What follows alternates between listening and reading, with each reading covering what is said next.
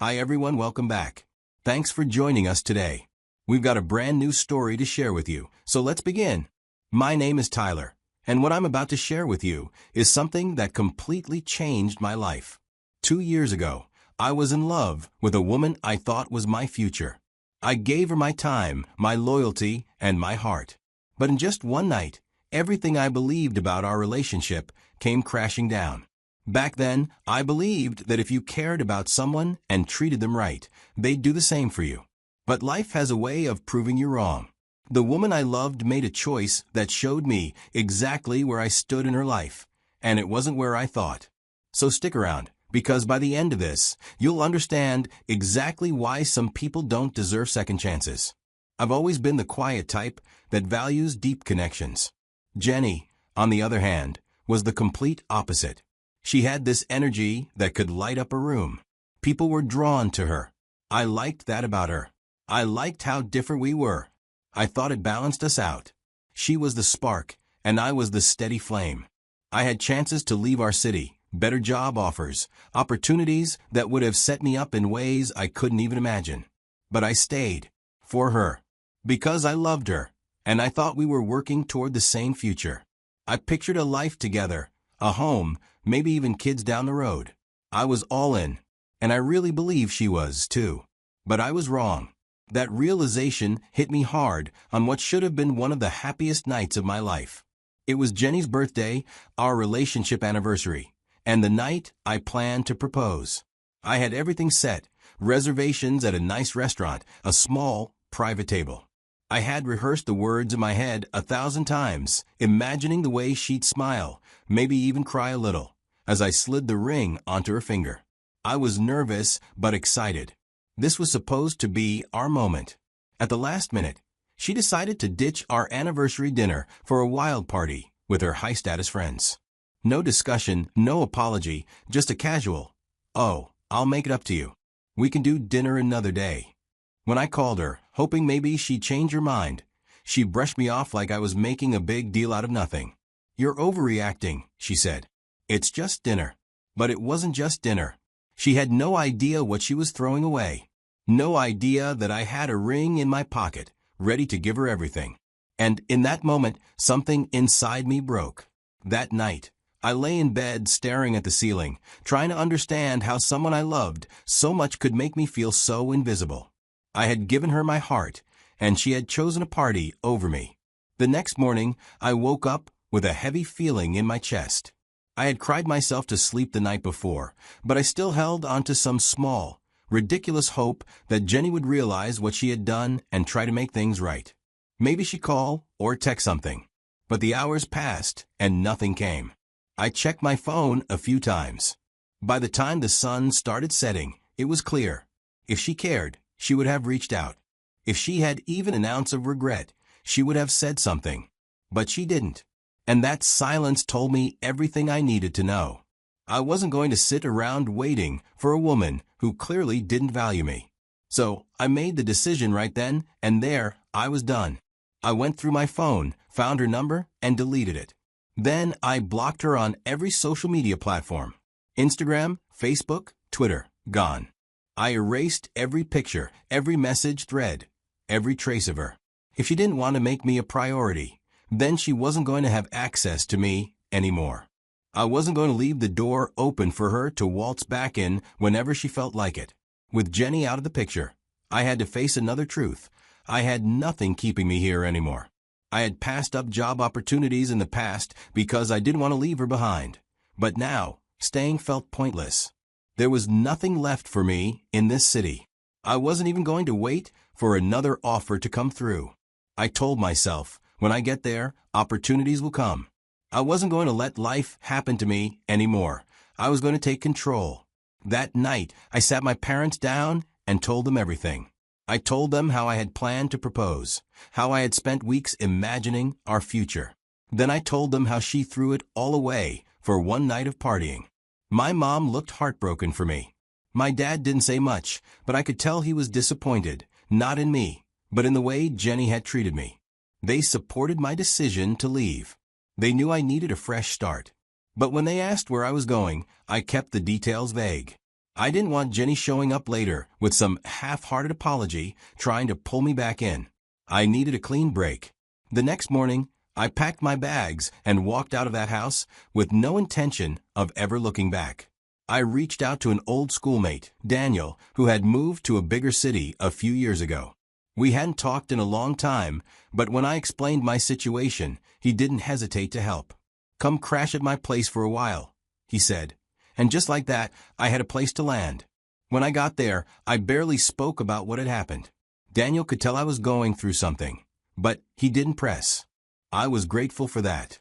The last thing I wanted was to rehash the past. I just wanted to drown myself in work and forget everything. And that's exactly what I did. I took on every job I could find, day shifts, night shifts, anything that kept me busy. I wasn't picky. I worked in warehouses, handled deliveries, even did some freelance tech work when I could. My body was exhausted, but my mind was too numb to care. I refused to check social media, refused to wonder what Jenny was doing, refused to even say her name in my own head. Relationships? Forget it. I didn't want to hear about love, dating, or anything that involved emotions. My only focus was me, making money, securing my future, and becoming someone who would never be left behind again. I had always been responsible with money, but now I took it to the next level.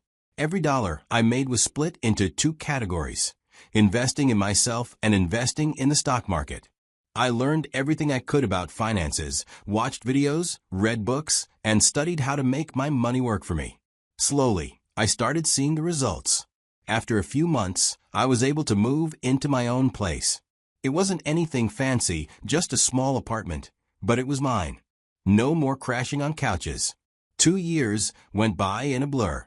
The pain that had once consumed me no longer controlled my life. Looking back, I realized Jenny did me a favor. If she hadn't walked away that night, I might have never walked toward the life I was meant to have. One day at the mall, I wasn't expecting to run into anyone from my past, let alone someone connected to Jenny. I was just there to pick up a few things. But as I turned a corner near the food court, I saw a familiar face. At first, it didn't register, but then it hit me. It was Eve, Jenny's old friend. My first instinct was hesitation. The last time I had heard her name was when Jenny accused her of trying to steal me. Back then, I trusted Jenny, so I naturally believed she was telling the truth. I even remembered thinking Eve was a snake for trying to mess with our relationship. But standing there, looking at her now, she didn't seem like someone who had done anything wrong. She seemed friendly. And from the way she reacted when she saw me, I could tell she wasn't holding onto any bad blood. She smiled a little surprised and said, "Wow, Tyler, I never expected to see you here." I nodded, still trying to process the situation. "Yeah, it's been a while." There was this moment of silence where we both weren't sure how to act. We had never really spoken much back then because, well, Jenny had made sure of that. But after a brief, awkward pause, Eve broke the tension by asking if I had time to catch up over coffee. I figured, why not? At worst, it would be an uncomfortable conversation, but at best, I might get some clarity on things I never really questioned before. So we sat down at a small cafe in the mall, and that's when I learned the truth. Eve didn't dance around it. She came right out and said, "I always felt like Jenny didn't appreciate you. That's why we stopped being friends." That threw me off because that was not the story Jenny had told me. When I asked Eve what she meant, she explained everything. Apparently, she had confronted Jenny about how she treated me, how she was selfish in our relationship, how she didn't seem to value my time or my feelings. But instead of listening, Jenny flipped the situation and accused Eve of trying to take me for herself. That accusation spread through their friend group, and before Eve could defend herself, Jenny had already turned everyone against her. The more Eve talked, the more everything started clicking in my head. It all made sense. Jenny had lied to me. She had painted herself as the victim and made Eve look like the bad guy. And I had fallen for it blindly. For a long time, I had convinced myself that I knew Jenny, that I understood who she was. But now, sitting there listening to Eve, I realized how much of Jenny's version of reality I had accepted without question. It wasn't just about what she had done to me on that anniversary night. It was a pattern. Jenny had a way of making herself look innocent while throwing other people under the bus. And the worst part? I had played right into it. I told Eve everything. How I had planned to propose, how Jenny ruined it, how I left everything behind and started over. She listened without interrupting, just nodding like she actually cared. It felt good to finally say it out loud, especially to someone who actually understood what kind of person Jenny was. And for the first time in a long time, I didn't feel stupid for believing the lies. I just felt relieved that I finally knew the truth. After that day, Eve and I stayed in touch. There was something easy about talking to her, probably because she had already been burned by Jenny too, or because she didn't expect anything from me. We started hanging out more, grabbing lunch, watching movies, just enjoying each other's company. At first, I was still guarded. The idea of starting something new, of trusting someone again, made me hesitant. But Eve never pushed. She never asked for more than I was ready to give. And because of that, for the first time in a long time, I felt like I could just breathe. One Sunday afternoon, I had just finished cleaning up the apartment, and the smell of fresh coffee filled the air. Eve had texted me earlier, saying she was on her way over with something she had cooked. I smiled at the thought. Over time, she had made it a habit to bring me homemade meals, and honestly, I didn't mind. It was a simple gesture, but it meant a lot. So, when the doorbell rang, I assumed it was her. Without thinking twice, I walked over and pulled the door open, expecting to see her standing there with a warm smile and a food container in her hands. But it wasn't Eve. It was Jenny. For a second, my mind refused to process it. She didn't look different. She stood there, hesitant, unsure of herself. The first words out of my mouth weren't a greeting or even an insult. I just stared at her and asked, "How did you find me here?" She opened her mouth as if to explain, but I didn't let her. I had no interest in whatever story she had come up with. I shook my head and said, "Leave." Just like that. Because she had no business being here, and I wanted her gone. She broke down right there in front of me, sobbing so hard she could barely get her words out. She clutched her chest like the pain was physically hurting her. Through her broken cries, she begged for forgiveness, saying she had made the biggest mistake of her life. She admitted, finally, that she had treated me horribly, that she had taken me for granted, that she should have never let me go.